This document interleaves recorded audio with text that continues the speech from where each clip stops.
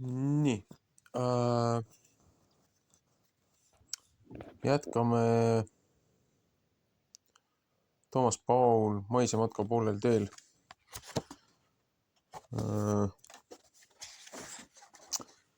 Leeri õpik täiskasvanutele lugemisega.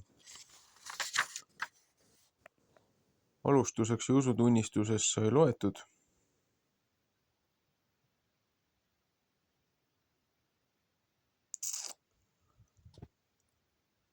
Kümnest käsust hakkab siis jutt.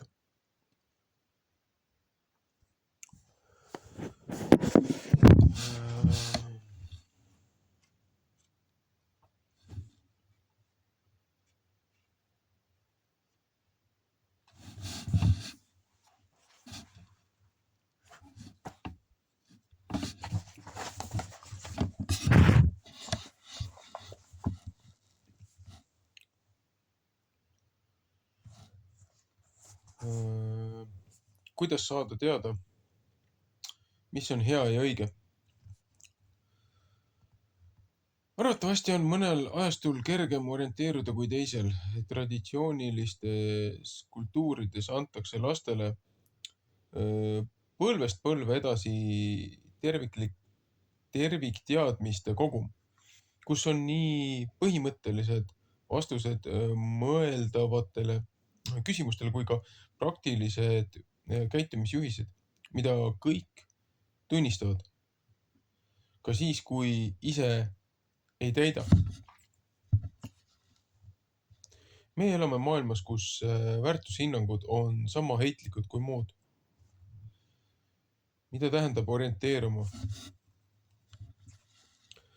Sõna orienteeruma tuleb ladina sõnast orients, tõusev päike, ida, ja tähendab hommikupoole suunduma.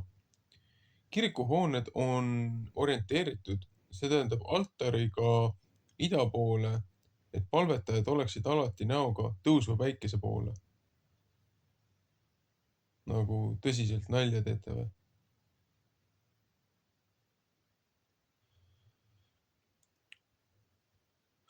Muiste tähendas orientatsioon hommiku ja päiksetõusu poole pöördumist. Võib-olla ei ole see juhuslik, et sõna on saanud uue tähenduse ja tähistab nüüd mis tahes suuna sammumist.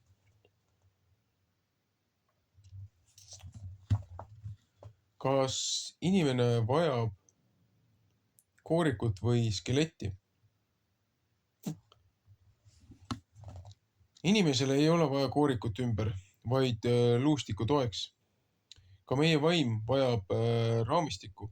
Meil kõigil on nagunii mingi süsteem, aga küsimus on selle vastavuses tegelikkusele, selle adekvaatsuse astmes. Piltlikult võiks öelda, küsimus on maailmamudeli vettpidavuses. Selliste asjade üle on parem mõtiskleda siis, kui meel on tüüne ja lained ei käi üle pea. Millal hakkab inimene Jumalat otsima? Kas hädas? Vahel väidetakse, et Jumala järele hakkab inimene hüüdma hädas, et häda ajab härjakaevu.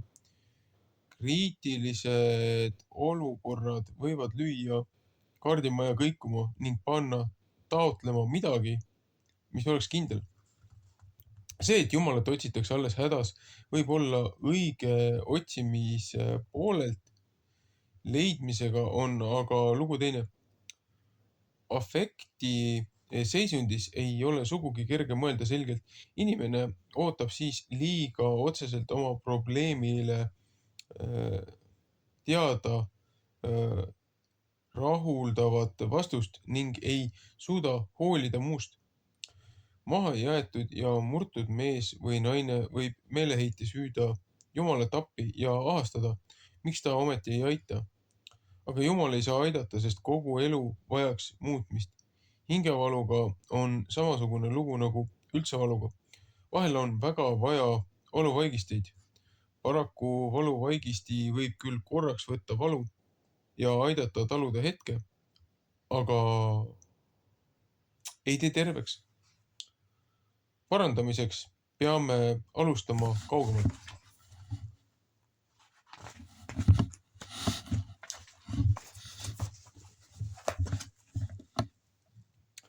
Kust peaksime alustama? Väike katekismus algab 10 käsuga, sest moraaliõpetusega piibel, aga jutustusega maailma loomisest õigem oleks küll öelda, et hümniga Jumalale kui kõigele loojale. Võiksime öelda, et alata võib nii Jumala kui esimese poolest, aga esimene 10 käsust räägib Jumalast ja vahekorrast temaga. Niisiis ka sel korral alatakse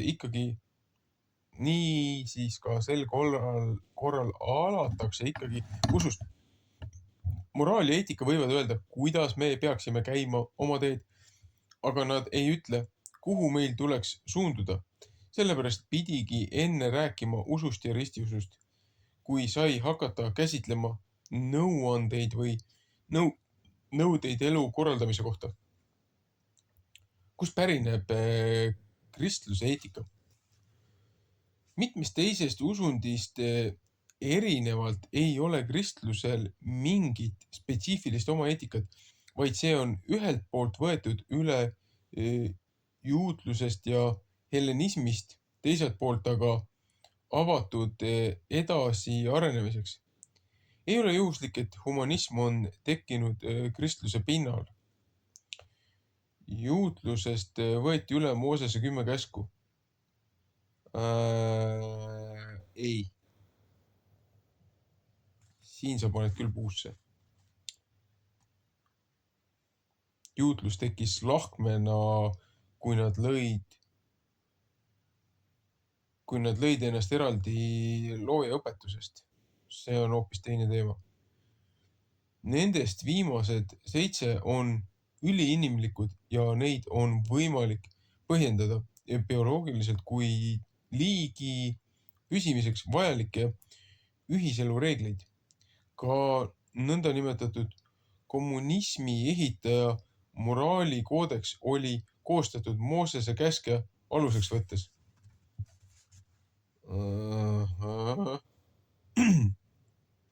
Ometi ei ole ükskõik milline on teatud põhireeglite kontekst. Vanas testamendis on juutide arvestust mööda 613 seadussätest, neist 248 käsku ja 365 keeldu. Hilisjuutluses olid üldiselt seda meelt, et nende hulgast ei ole tühised ega tähtsad, vaid kõik on võrdselt olulised. Miks juutidel on nii palju käske ja keelde? Paljudel puhkudel ei ole ju sugugi hõlbus öelda, kuidas antud olukorras tuleks toimida. Sellepärast oligi juutluses loendamatu arv käske ja keelde ning neid tuli teha aina juurde, sest inimesed soovisid igaks elujuhtumiks valmis reegleid. Nii on piiblis hingamispäeval keelatud 39 töö loetelu, Talmudis tublisti täpsustatud ja fikseeritud 1521 sätet sabati pühitsemise kohta. Ka praegu on üksjagu populaarseid just need usulahud, kus on väga täpselt reglementeeritud, lubatud ja keelatud. See vabastab inimese igakordsest otsustamise piinast ja vastutuse vaevast.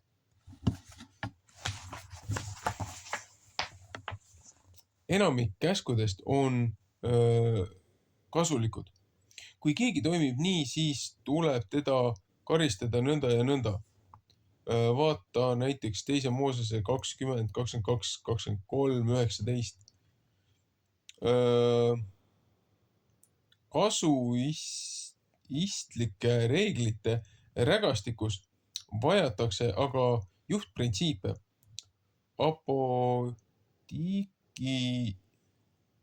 apodiktilisi käske. Nii tekkis juba juutluses suundumus taandada kogu seadus kas 10 käsule või koguni 2 sambale, kui üks seaduse tundja tuli Jeesust eksamineerima, küsis: Rabi, mis ma pean tegema, et pärida igavest elu? Vastas Jeesus vastu küsimusega: mis Moosese seaduses on kirjutatud? Kuidas sa loed sealt? Tema aga kostis: armasta Issandat, oma Jumalat kogu oma südamega ja kogu oma hingega ja kogu oma jõuga ja kogu oma aruga ning oma ligimest kui iseennast. Ja Jeesus ütles: sa oled õigesti vastanud. See on siis Luuka 10:25.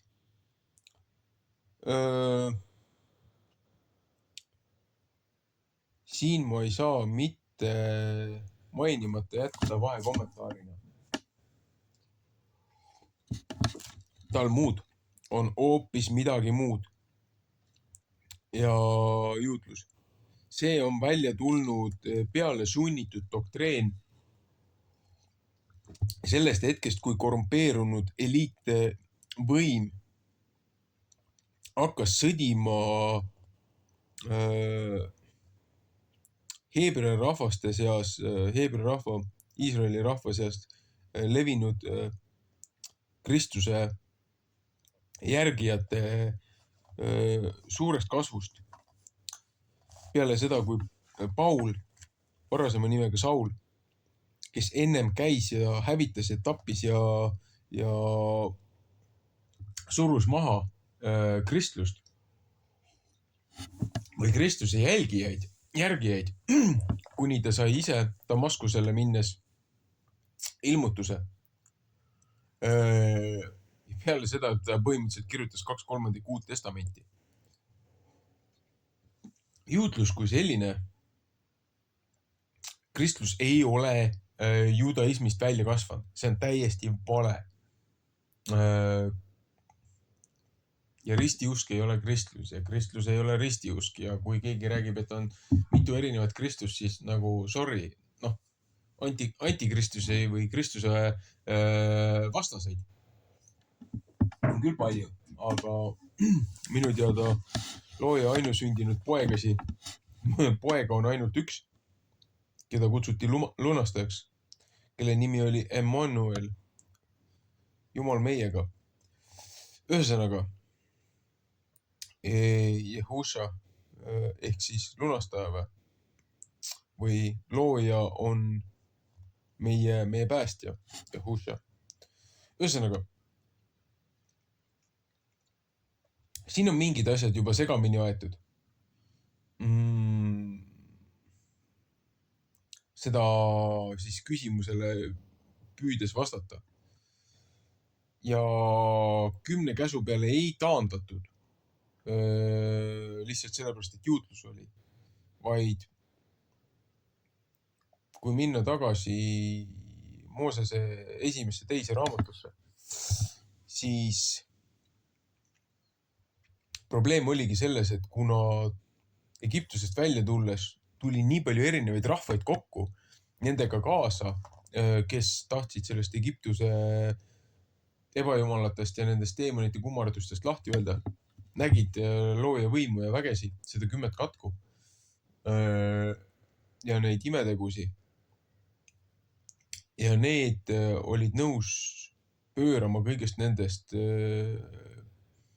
looja poole.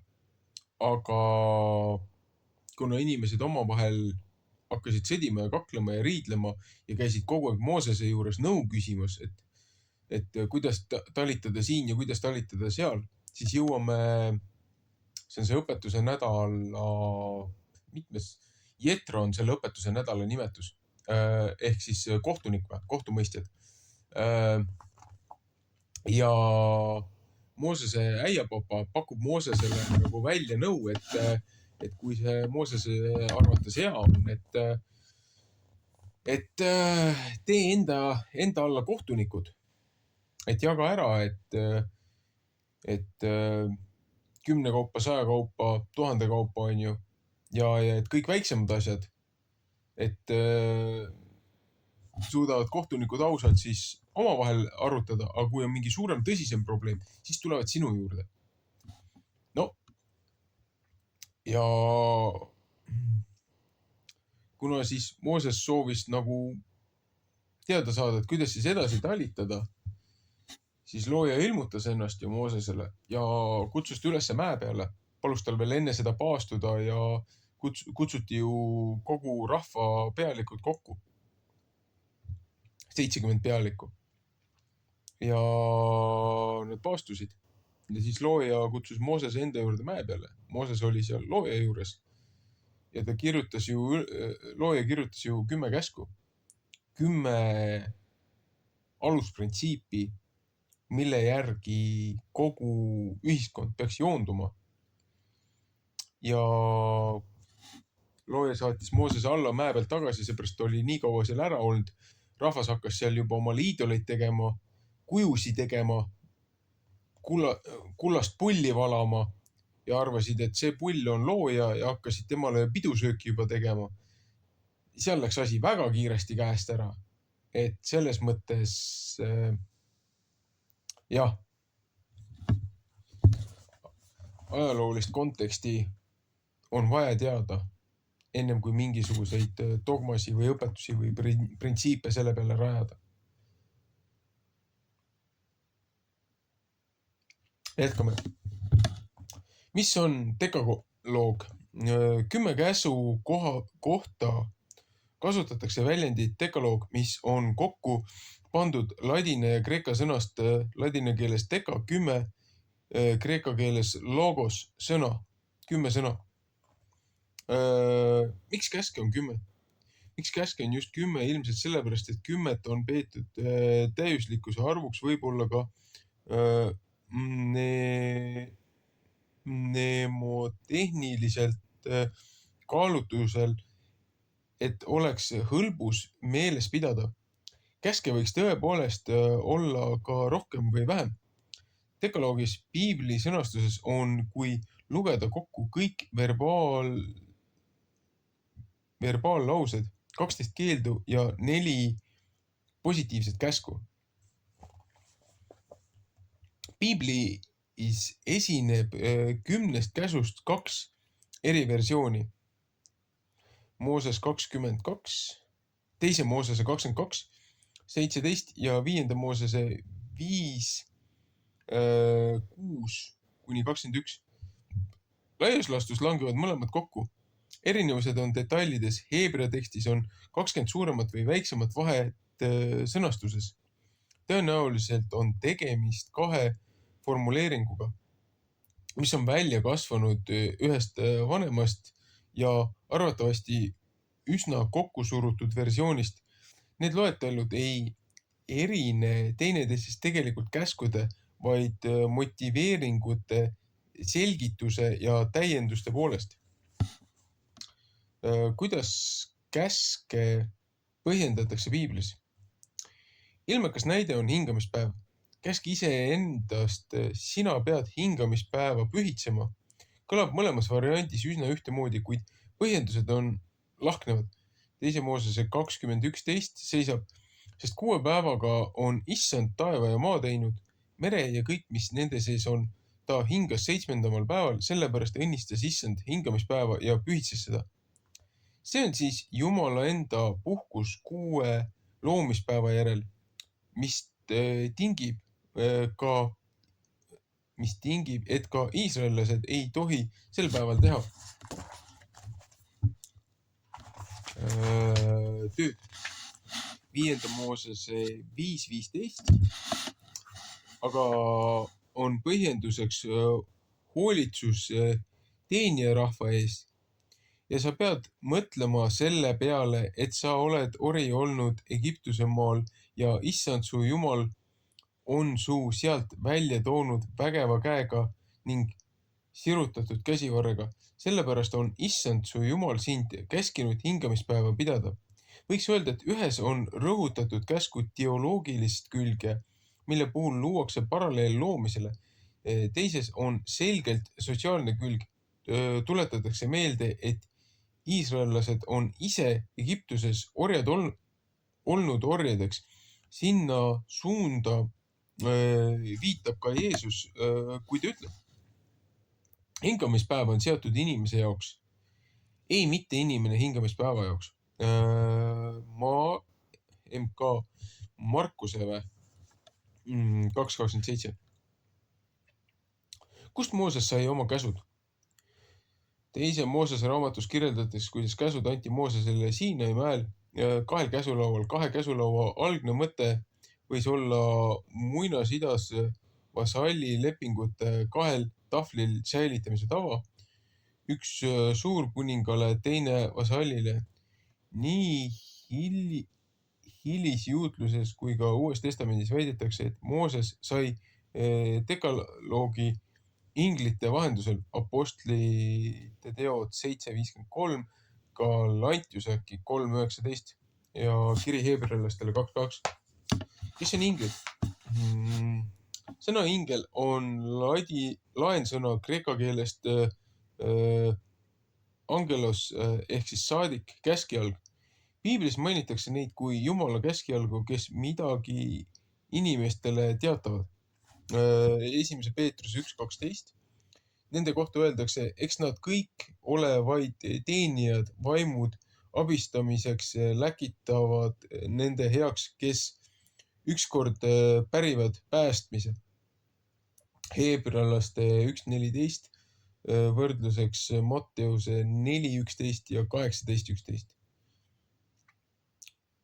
Miks inglise kirjanduses on käskudel teistsugune numeratsioon? Ja kusjuures eestikeelses trükis ja ingliskeelsetes, mida mina olen lugenud, on piibli osade jaotus on teine. Kohati õpetusnädalate portsjonid lähevad nihkesse, kui sa üritad panna sama siis nii-öelda värsi ja peatüki. Et neid tuleb vastavalt korrigeerida siis kahjuks ingliskeelse õpetuse järgi sõltuvalt, mis trükiga eesti keeles on tegemist. Nii, ühesõnaga jätkame. Kui inglise detektiivi romaanis räägitakse tapmisest kui patust 6. käsu vastu, siis leeris käinud Eesti lugejat paneb see küsima, kas kirjanik vahest ei eksi, sest 6. käsk räägib abielu rikkumisest ning mõrtsukas peaks siis olema eksinud 5. käsu vastu. Asi on selles, et dekaloogiliselt on käibel 3 eri versiooni. Katolikus kirikus ja sealt ülevõetuna ka Luteril tuleb esimese käsu. Mina olen issand sinu jumal, sul ei tohi olla muid jumalaid minu kõrval. Järel teise käsuna keeld Jumala nime ilmaasjata suhu võtmise kohta, kuid meie aga piiblist järele vaatame, siis leiame nende kahe vahel veel ühe käsu. Sina ei tohi enesele teha nikerdatud kuju ega midagi sarnast sellega, mis taevas üleval, ei sellega, mis all maa peal, ega sellega, mis vees maa all on. Sina ei tohi nende ette kummarduda ega neid teenida. Teise Moosese 24 näiteks.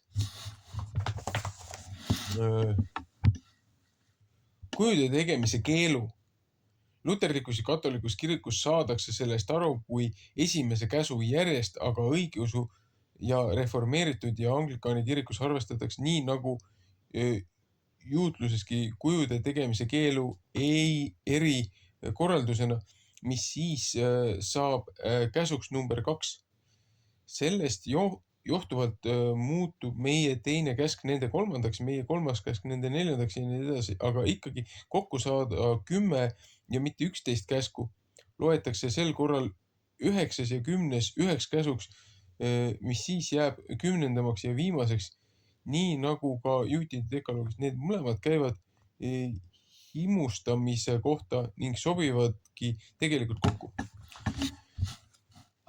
Nii, tuleme selle alguse juurde tagasi, 10 käsu juurde tagasi.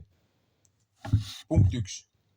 Ikoonid, pildid, kujud, mis isegi Vatikan tunnistas, et nad viisid Kreeka ja Rooma, nende paganate, nende jumaluste kujud viisid Vatikanis viisid kirikusse, katedraalidesse ja siis tegid nendest paganate kujudest, tegid Peetrused, Paulused ja Neitsi Maarja, kui tegelikult need on Rooma jumalused seal. Ja siis tulete ütlema, et see ei ole see, et see on lihtsalt, et rahvale rahvale nagu visuaalis või millegis, mis iganes, kuidas see paavst nimetas seda seal, et miks nad need sinna tõid. Aga nad ise rikuvad piiblis ette kirjutatud loojapoolset käsku. Ja siis omavoliliselt muudavad hingamispäeva pühapäevaks. Kui looja on konkreetselt öelnud, need on minu õpetused, need on igavesed, need ei muutu. Ja siis järsku mingi paavst tuleb ja ütleb, et keskmine sõrm ja mida meie nimetame täna laupäevaks ehk siis šabat, subota, et nädala viimane päev. Nemad on võtnud nädala esimese päeva ja on teinud sellest puhkepäeva ja täna sõdivad kõik igasugused teoloogid ja kristlased ja kõik suured targad selle vastu, et juudid tähistasid laupäeva, aga kristlased tähistavad pühapäeva. Et see on nii debiilne ja nii lapsik argument, kui see kõige elementaarsemate asjade vastu eksite, nagu igasuguste nende kujude ja igasuguste nende ikoonide ja asjade vastu ja te rikute hingamispäeva, puhkepäeva, seda põhireeglit, te rikute juba kahte põhireeglit 10 reeglist, 10 käsust on ju 10 sõnast. Looja ütleb, et tema on see, kellest peetakse lugu, mitte loomingust. Ja te viite oma iidolid sinna ja kummardate nende ette ja lihtsalt saab südame pahaks, kuidas meil on valetatud. Ja siis imestatakse, miks inimesed pöörduvad kirikust eemale. Just nende samust ideoloogiliste lolluste pärast.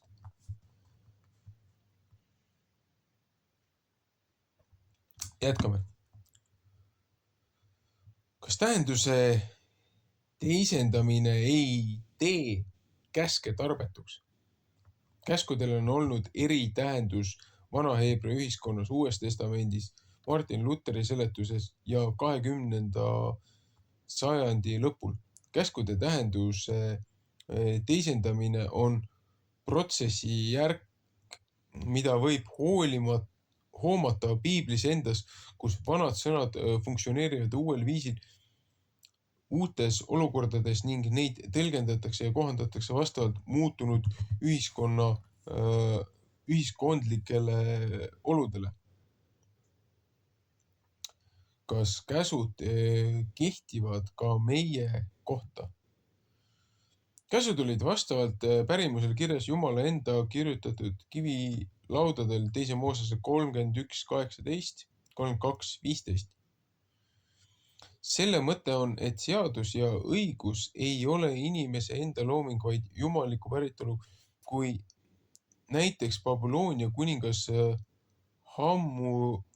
Hammurapi oma seaduste kogu pool aastatuhandet enne Moosest välja andis, ütles ka tema sissejuhatavas osas, et on saanud need päikese jumala käest. Käskude jumalik päritolu võib tähendada, et nad on looja poolt meelevaldselt kehtestatud nõuded, mis võinuksid olla ka hoopis teistsugused. Sarkastiliselt öeldult mõne inimese jaoks ongi olemas ainult nõnda nimetatud 11. käsk, sina ei tohi vahele jätta. Või sina ei tohi vahele jääda. Kuule, see on juba otsene tsitaat maffiast. Tee ennem teistele, kui nemad teevad sulle. Okei, jätkame. Üks juudi anekdoot jutustab, et kui Mooses tuli tagasi Hoorebi mäelt, teatas ta rahvale: mul on teile hea uudis ja halb uudis. Hea uudis on see, et mul õnnestus kaubelda käskude arv 10-le. Halb on see, et abielu rikkumise keeld jäi sisse.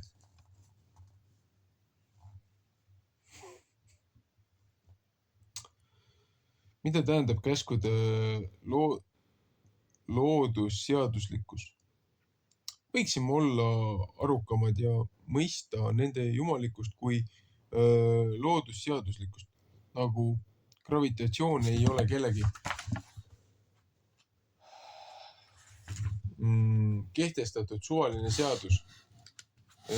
Nii ka teatud käitumisnormid ühiselulistele olenditele vältimatud. Teise käsulaua käsud on üldised inimkonnale kui bioloogilisele liigile, kuigi üksikindiviidid võivad nad olla tükati tülikad. Keegi ei saa salata, et põhimõtteliselt on nad õiged. Probleem ei ole teoreetiline, vaid kuidas saada nende täitmisega korda oma elus. Milles esineb käsk ja evangeelium? Martin Luther selgitab, usutunnistus on hoopis teistsugune õpetus kui 10 käsku. Viimased õpetavad meile, mida meie peame tegema. Usutunnistus aga ütleb, mida Jumal on meile teinud ja andnud. 10 käsku on nagunii kirjutatud kõikide inimeste südamesse. Usku aga ei saa mingi arukus või inimlik tarkus mõista, sest seda peab üksnes püha vaim õpetama. Sellepärast ei tee õpetus 10 käsust kedagi veel kristlaseks, vaid jätab nad ikkagi Jumala viha alla, kuna keegi ei suuda ju täita seda, mida Jumal nõuab. Seda suudab üksnes arm, mis teeb meid usklikeks ja Jumalale meelepäraseks. Ja selle tundmise läbi me omandame armastuse ning armastuse Jumala kõigi käskude vastu, kuna me just siin näeme, kuidas Jumal kõigega, mis ta on ja mida ta suudab, meile appi tuleb ja meie tuge annab 10 käsu pidamiseks. Isa annab selleks meile kogu loodu, Kristus kogu oma töö ja püha vaim kõik oma anded. Mis on piibli eetika lähtepunkt? Piibli eetika lähtepunktiks ei ole tahe luua korda, vaid soov vältida purustatavat. Lähemal silmitsemisel on 10 käsku negatsioonid, eitused. Nad ütlevad, kes Jumalat kuulab, see ei tee seda ja seda, ei taipa, ei tapa, ei vannu, ei valet ja nii edasi. Aga just oma negatiivse sõnastusega avavad käsud tee vabadusse. Mis ei ole keelatud, on lubatud. Negatsioonid on nagu merepoid, mis markeerivad ohtlikke madalikke ja nõnda tähistavad faarvaatrit mõnes kitsas kohas nagu Rukkirahu lähedal Rohuküla ja Heltermaa vahel ei ole suurt valikuvabadust. Ulgumerel seilates aga ei vajata mingeid piiranguid. Dekaloog peab inimest kaitsma laeva huku eest. See mees on küll vist meremees, kes seda on kirjutanud. Miks Jumal on kiivas ega salli teisi enda kõrval? Esimene käsk algab Jumala enda esitlemisega. Mina olen Issand, sinu Jumal, kes sind Egiptuse maalt orjuse kojast on välja toonud. See on otse kui evangeeliumi vanatestamentlikus sõnastuses. Ei ole kogemata, et piiblis esineb sõna päästma esimest korda seoses Iisraeli vabastamisega 2. Moosese 14.30. Jumal ei taha inimesi orjastada, vaid orjusest vabastada. Just sellepärast aga peabki ta ütlema, sul ei tohi muid jumalaid olla minu palge kõrval. Mõnele võib tunduda, et tänapäeva maailmas ei ole mingeid jumalaid juba ammu. See ainult näib nii. Tegelikult ollakse tagasi pöördunud polüteismi, sest paljude jumalate kummardamise ja nendele ohverdamise juurde. Totaalseks ateismiks puudub enamikul julgus sotsiaalse küsitluse järgi. Tunnistab Eestis end ateistiks vaid 1% vähem kui näiteks Soomes. Kes või mis on ebajumalad? Vulgaarse ebausu esemed, horoskoobid, amuletid, maskotid ei vääri muidugi ebajumala nime. Ebajumal peab olema mastaapne. Jah, aga need on vahendid, millega neid teenitakse. Okei, jätkame. Ebajumal peab olema mastaapne, mille küljes keegi oma südamega ripub ja millele ta loodab. See on tema jumal. Luter toob näiteks varanduse. Leidub ju nii mõnigi, kes arvab, et tal on jumal ja kõike külluses, kui tal on raha ning vara, nii et ta toetub sellele, suurustab sellega nii kõvasti ja kindlalt, et ta enam millestki ei hooli. Vaata, eks temalegi ole oma jumal, aga seda jumalat hüütakse mammonaks. See on raha ja vara, millele ta annab kogu oma südame. Kas ebajumalad on koledad? Ei ole põhjust arvata, et ebajumalad peaksid olema koledad või nende teenimine vastupidi. Enamik ebajumalaks tõstetud on elus vajalik ja väärtuslik. Inimene võib enesele ebajumala luua millest tahes. Ei ole olemas ühtegi head asja, mida inimene ei saaks ülemäära hoolimisega muuta endale ebajumalaks. Just head asja saavad astuda jumala asemele.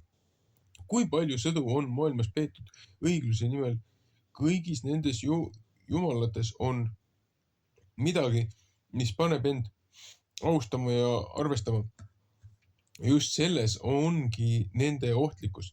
Niipea kui mis tahes asjalik ja piiritu asub igavese ja piiritu kohale, lahutab ta meid tõelisest jumalast. Tõde on vastuolus meie loomusega, eksitus mitte. Ja seda väga lihtsal põhjusel. Tõde nõuab, et me tunnistaksime ennast piiratuks. Eksitus meelitab meid, et me oleme ühel või teisel viisil piiramatud. Kas on Voldemar Goethe või? J.V. Goethe. Miks ebajumalad on nii vägevad ja valitsevad inimeste üle? Ebajumalad elavad sellest, et inimene neid usub, et ta neile loodab, et ta neid teenib. Esimene käsk tahab meid vabastada puuslike kartmisest. Kui Luter seletab, meie peame Jumala üle kõigi asjade kartma, armastama ja tema peale lootma, siis ei saa ütelda, et kartma oleks ülearune. Kes ei karda Jumalat, peab kartma igasuguseid muid vägesid.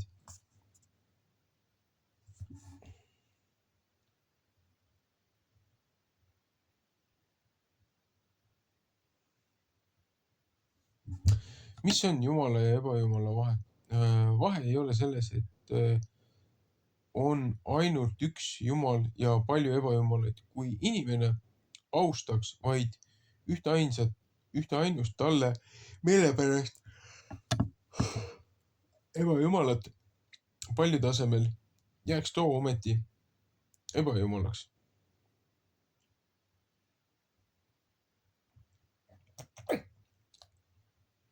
Miks on vaja orientiire eluks? Jumalus on see, keda või mida austatakse ülima väärtusena.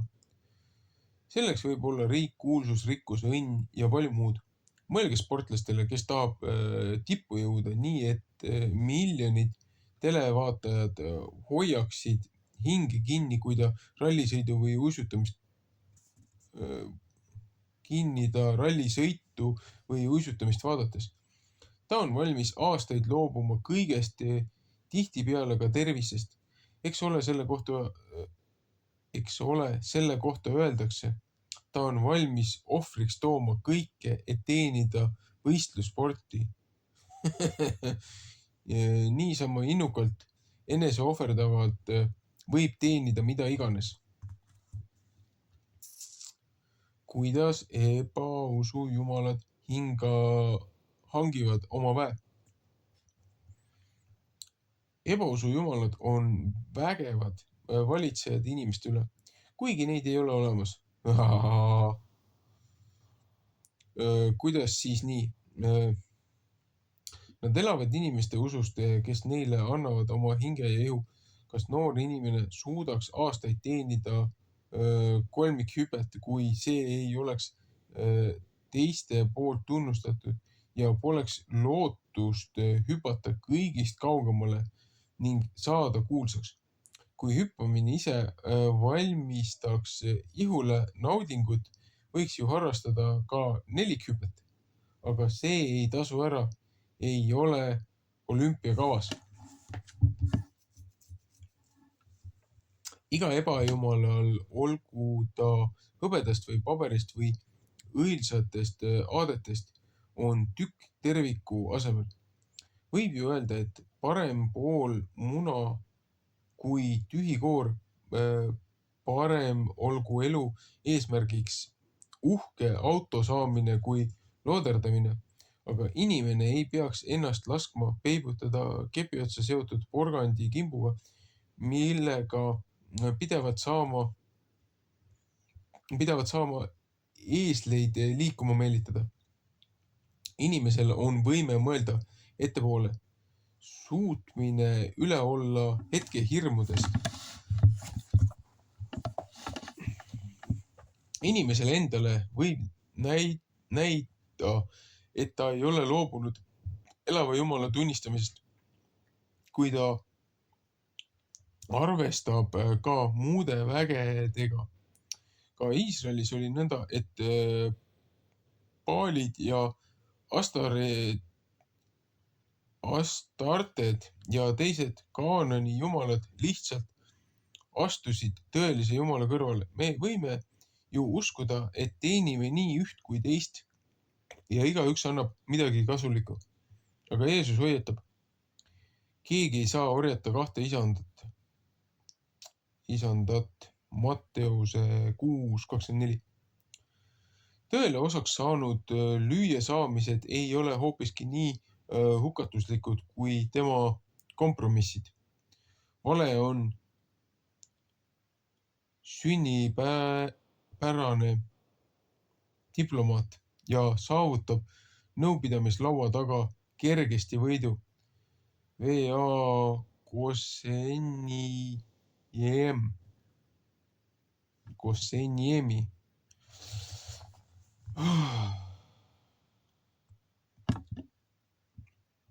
Miks pluralism ja sallivus on soodne pinnas igasugustele puuslikkudele? Ebajumalad on otse kui vähkkasvajad. Ka vähirakud on inimorganismi osa, aga nad hakkavad laiutama. Uusaja ühiskond uhkustab oma pluralismiga, mis tähendab, et suur hulk asju on vastuvõetavad kui hea iseenesest, pigem nagu saavutused, mitte kui vahendid millegi kõrgema saavutamiseks. Nad on kõik võrdse tähtsusega, kõigile on antud eelisõigus. Kui kõik on kuulutatud suhteliseks, kummardatakse tegelikult suurt hulka absoluute. oleks võimatu koostada nendest täielikku nimekirja. Mitte üksnes võimu ja rikkust ei vaadelda kui head iseenesest tingimusel, et nad kuuluvad mulle ja mitte kellelegi teisele, vaid ka teadmisi nende eneste pärast. Liikumise kiirust, turu suurust, haiglate arvu ja nii edasi. Ja nii edasi. Tõeliselt on need kõik vahendid, mis on koha sisse võtnud eesmärkidena. Filosoof Etienne Gilson 1884–1978 kommenteerib: teadmiste maailma infernos on niisuguse patu eest spetsiaalne karistus. See on mütoloogiasse tagasilangemine.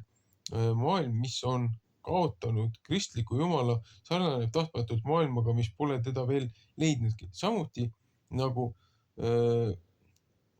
Thalese ja Platoni maailm on ka meie kaasaegne maailm täis jumalaid. Siin on pime evolutsioon, teravapilguline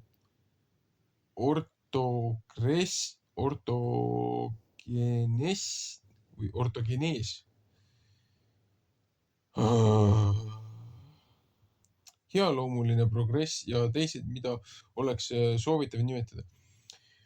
Milleks asjatult haavata nende inimeste tundeid, kes on neist tänapäeval teinud kultuse. Ent meile on oluline saada aru, et inimkond on mõistetud üha enam elama uue teadusliku, sotsiaalse, poliitilise mütoloogia lummuses, kui meie ei juuri resoluutselt välja neid segaseid mõisteid, mille mõju kaasaegsele elule on muutumas hirmutavaks, sest siis, kui jumalad võitlevad omavahel, tuleb inimestel surra. Vabadus on kui blinkiv majakas, mis lakkamatult vahetab värvi ja mille ümbruse ohtlikel vetel on laevahukud seetõttu üpris tavalised. V.A. Koseniemi.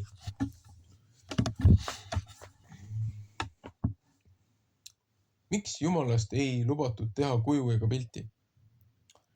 Kui sellele järgneb käsk, sina ei tohi teha ei nikerdatud kuju ega midagi sarnast sellega, mis on taevas üleval, ega sellega, mis all maa peal, ega sellega, mis vees maa all on. Sina ei tohi nende ette kummarduda ega neid teenida, sest mina, issand, olen kiivas jumal. Siis on see tollal mõeldud sõna-sõnalt. Okei. Nii. Heebrea keeles temuna tähendab nii pilti kui üldiselt kujutist. Vaata 4. Moosese 12.8, 5. Moosese 4.12, psalm 17.15. HI. Mis asi see HI oli? Mul tuleb praegu peast meelde. 4.16.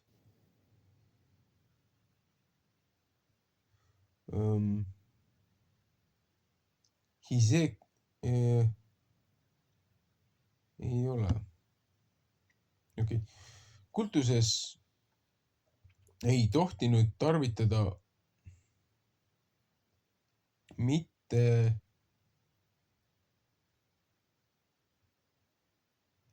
mingisuguseid jumala kujusid ega muid sümboleid. Vaata 5. Moosese 4.15, 23.25. Sama öeldakse teiste sõnadega, ei tohi olla nikerdatud ega valatud kujusid. 2. Mooses 20, 23, 34, 17, 3. Moosese 19, 4, 26, 1, 5. Moosese 27, 15. Käsu tagapõhjaks on tõdemus, et issand on jumal taevas, üleval ja all maa peal. Muidu muid jumalaid pole olemas. 5. Mooses 4.39. võrdluseks Joosua äkki 2.11. Esimese kuninga KN. Äkki on esimese kuninga 8.23, mistõttu ükski mainekuju ei küüni teda osutama. Õigeusu kirikus tõlgendatakse seda käsku nõnda, et kujusid ei tohi olla, küll aga võib ja peab olema püha pilte reformeeritud kirikus, aga rangemalt. Kalvinistid kõrvaldasid oma kirikutest, see on siis 16. sajandi algusel äkki või, kogu kujutava kunsti. Luter nägi selles käsus üksnes esimese käsu rakendamist. Nõnda on lugu kogu Jumala teenimisega, mis seisneb mitte ainult selles, et mingi kuju üles seatakse ja seda kummardatakse, vaid pigem selles, mis toimub kuhugi mujale piiluvas südames, mis otsib abi ja lohutust kreatuuridest, pühikuilt või koguni kuraditelt.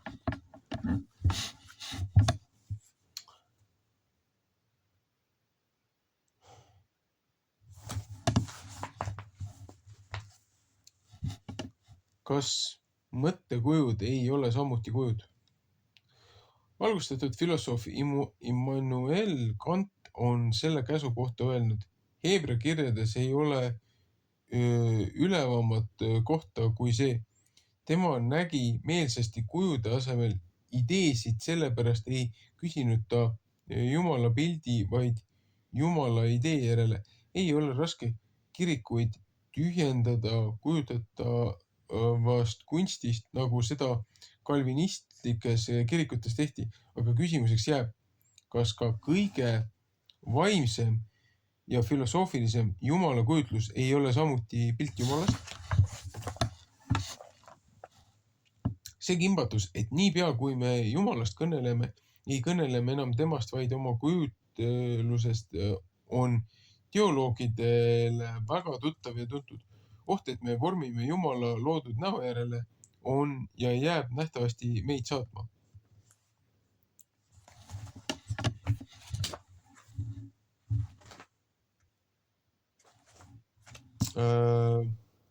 Kas on võimalik vältida pilte?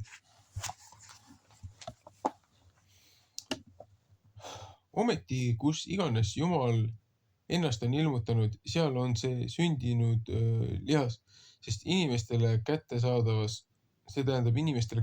vormis me ei tohi iial unustada, et me ei räägi Jumalast, nagu ta on SKS, mis iganes keel see on, ting on sik, vaid selles, äkki see on saksa keeles, vaid sellest, kes ta on meie suhtes. Sellega on samasugune lugu nagu mõistukõnedega Jumala riigist. Jeesus ei defineeri kusagil, mis on Jumala kuningriik või taevariik, vaid ta iseloomustab seda paljude erinevate piltide, õigupoolest süžeede abil. Need pildid vaid vihjavad millelegi ning lasevad oma kirevuse taga aimata, kui kirjeldamatu on see, kuhu nad kutsuvad. Siin on mingi sarnasus kahe inimese vahelise suhtega. Kas ma tohin luua teisest endale pilti või ei? Mõlemad on omast kohast ohtlikud. Kui ma ei loo endale mingisugust mudelit, jääb minu suhe puht abstraktseks ja fragmentaalseks. Kui ma teen temast endale pildi, on oht, et ma reaalse inimese asemel tegelen oma ettekujutlusega temast. Ka siin on lugu nii, et viimaselt aitab vaid armastus, mis hoiab ennast teisele avatuna. Teine ei ole mina, aga ma mõistan teda vaid seevõrd, kuivõrd ma suudan ennast temaks kujutleda. Miks selle käsu rikkumist nuheldakse alles tulevastele sugupõlvedele? Selle käsuga liitus hoiatus, et tagajärjed võivad ilmneda alles tulevastele sugupõlvedele. Luter tõstis selle esimese käsu lõpul oleva kogu dekaloogi lõpusõnaks. Mina, issand, sinu Jumal, olen kiivas Jumal, kes vanemate süü nuhtleb laste kätte 3. ja 4. põlveni neile, kes mind vihkavad, aga kes heldust austab 1000 neile, kes mind armastavad ja mu käske peavad. 2. Moosese 25. Kas see meile meeldib või mitte, aga see on tõesti nii, et vahel võib inimene ise pääseda tervelt ning teised kannatavad tema tegude tõttu. Mitmed protesteerivad, kui räägitakse vanemate pattude tagajärgedest, mis langevad lastele.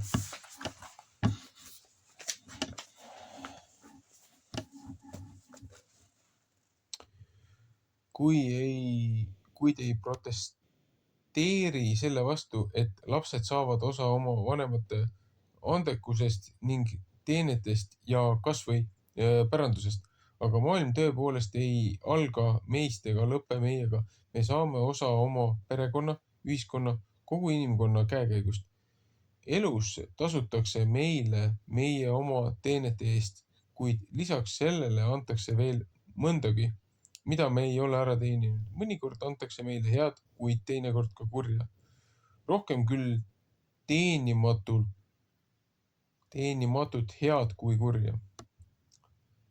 Kuidas saab Jumala nime kasutada ilmaasjata? Meie traditsioonilise järjestuse teine käsk on karm. Sina ei tohi mitte issanda oma Jumala nime ilmaasjata suhu võtta, sest issand ei jäta seda karistamata, kes tema nime ilmaasjata suhu võtab. Kuidas Jumala nime kasutatakse ilmaasjata, täpsemini vääralt? Heebrea keeles saave tähendab vahel tühi, sisutu. Näiteks psalm 31:7, 119:37. ML Malakia äkki 3:14. Aga tavaliselt vale, näiteks psalm 12:3, 144, 8:11, õpetussõnad 38, eriti just tühja, see tähendab valeliku jutu kohta. Näiteks 2. Moosese 23:1, Hoose 10:4, psalm 139:20, ka 8. käsus valetunnistuse andmise kohta on kasutatud sama sõna 2. Moosese 27, 5. Moosese 5:11.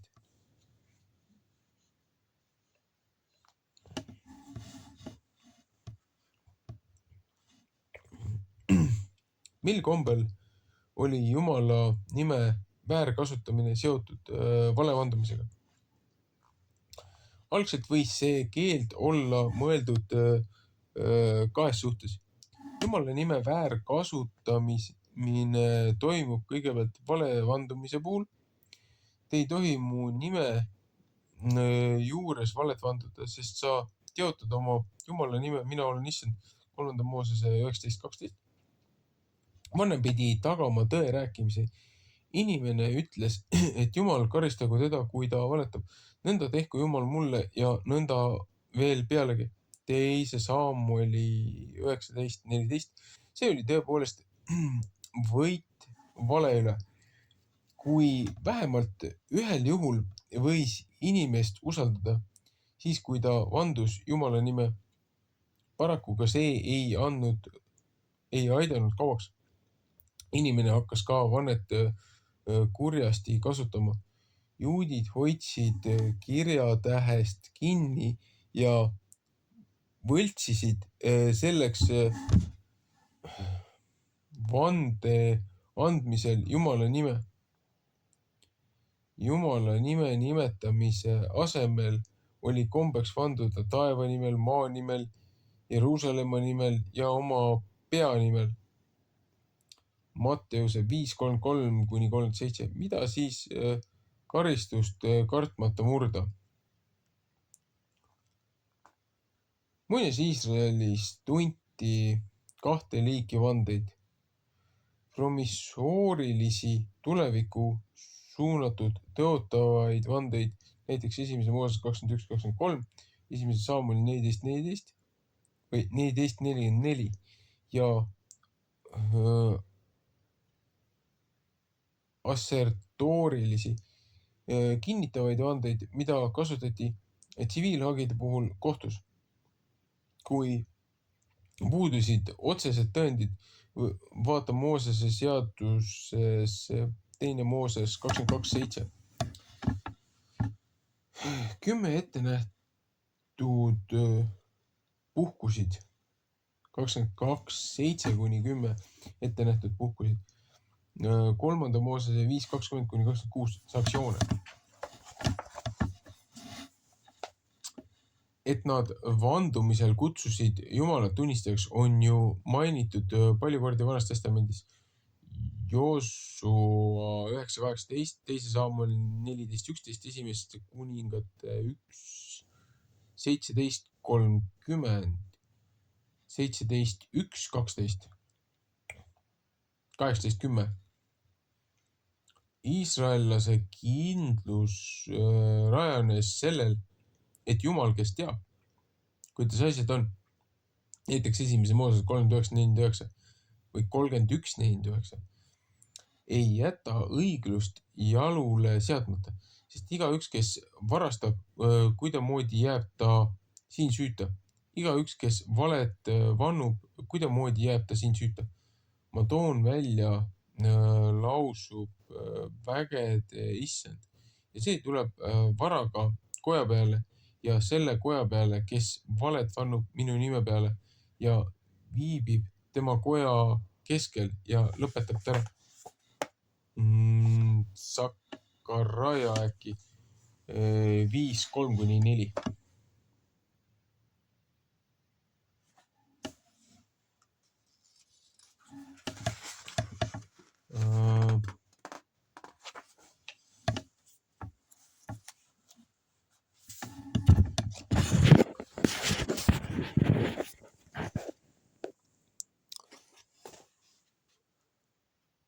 Siin lõpetasin. Järgmist lugemist peaks tegema, kuidas Jumala nime teadlikult kurjasti tarvitatakse. Jätkab selle küsimuse vastuste otsimisega. Ühesõnaga,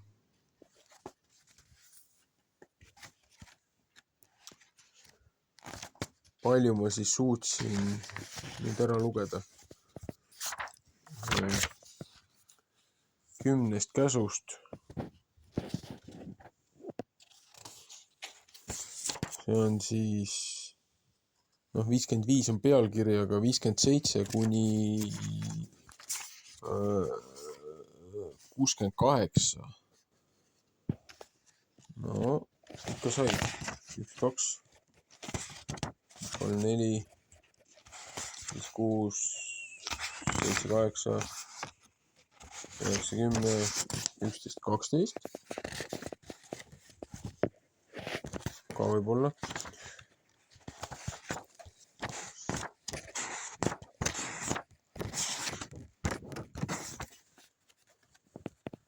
Kaksteist lehekülge tunnis on päris hea tulemus juba. Vana piibliraamatu lugemisega nii edukas ei olnud. Seda vanat trükki lugeda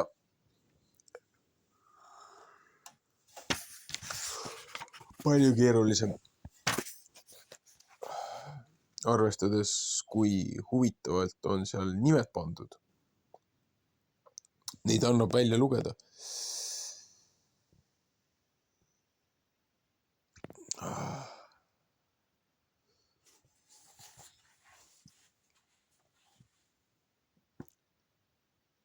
jätkuvalt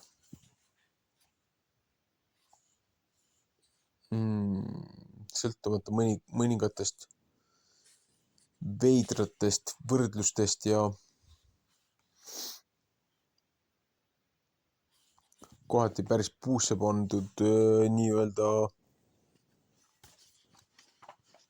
paralleeli üritatud välja tuua. Päris hea raamat. Siiamaani. Kuigi on nüansse,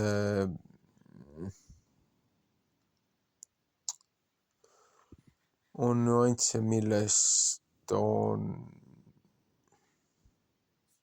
raske rääkimata jätta, seepärast et siin ütleb ka, et kui kõik nagu teavad nagu moraalselt, mis need 10 käsku või 10 sõna on, aga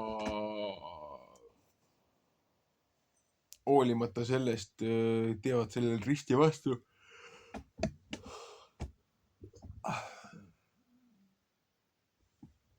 No jah, eks inimene on peale langust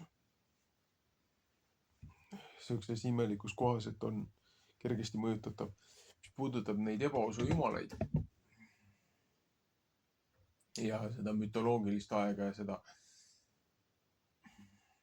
kahjuks väga paljudel inimestel puudub kontakt hingede maailmaga, kontakt selle nii-öelda nende teemonite maailmaga, kogemus. Ja nad näevad ainult ratsionaalsel tasemel või üritavad seletada midagi, millega nad ei ole ise kokku puutunud. Ja siis kohati need võrdlused on nii imelikud ja veidrad, et kui minna piiblisse tagasi, Vanasse testamenti Moosese esimesse 5 raamatusse, eriti veel esimesse, sellesse loomise raamatusse, seal ütleb konkreetselt ära, et kõik need nii-öelda need ebausu jumalad ja asjad,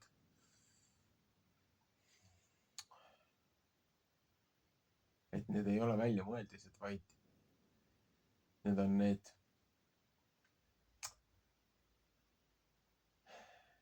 need inglite, langenud inglite, nende inglite, kes oma postilt lahkusid ja mässasid looja vastu.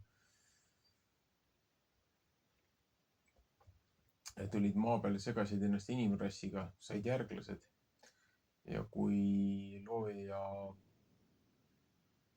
et päästa oma looming, anda inimestele uus võimalus, tuli kõik see korruptsioon ära hävitada. Ja kuna need inglite järeltulijad, need lapsed, need hiiglased ja kõik need hübriidid, need ei olnud ei maised ega taevased, siis need jäid kõik siia ringlema kehadeta omale uut siis mateeria pidepunkti otsima.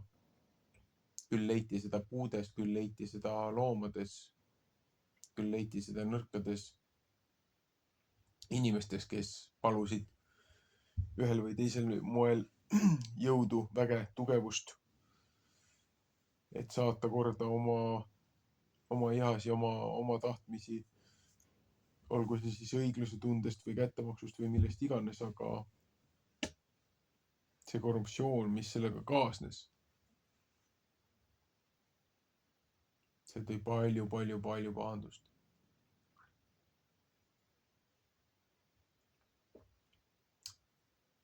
Selles mõttes tegelikult kõige suurem viga, mis täna kirikus tehakse, ongi see, et kirik ei vaata maailma mütoloogilise pilguga. Ja sellepärast, et nad on praktiliselt sulgenud uksed sellele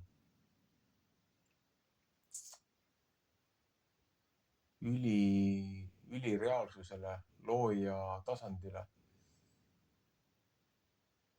Neil ei ole millegiga võrrelda seda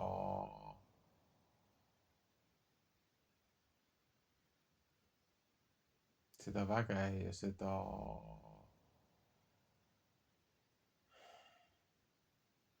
mis siin toimub.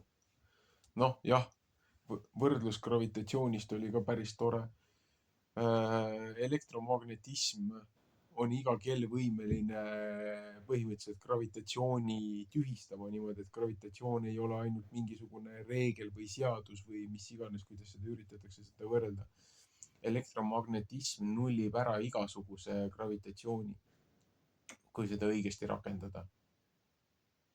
Nii et juba elementaarteadmised ja asjad, füüsikat,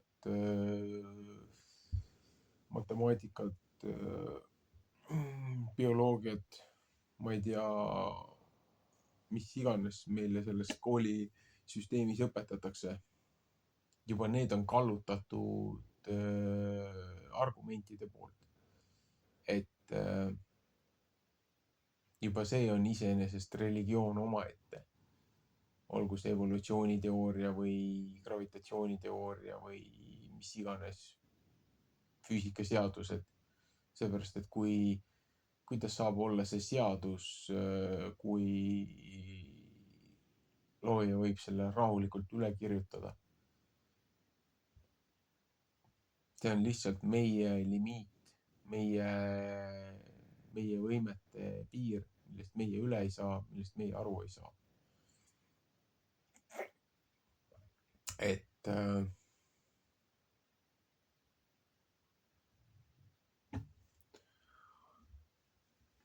on erinevaid asju,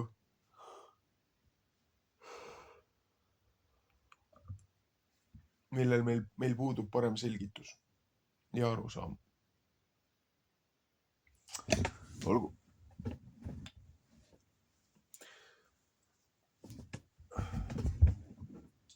Tänaseks aitab. Jätkame teinekord.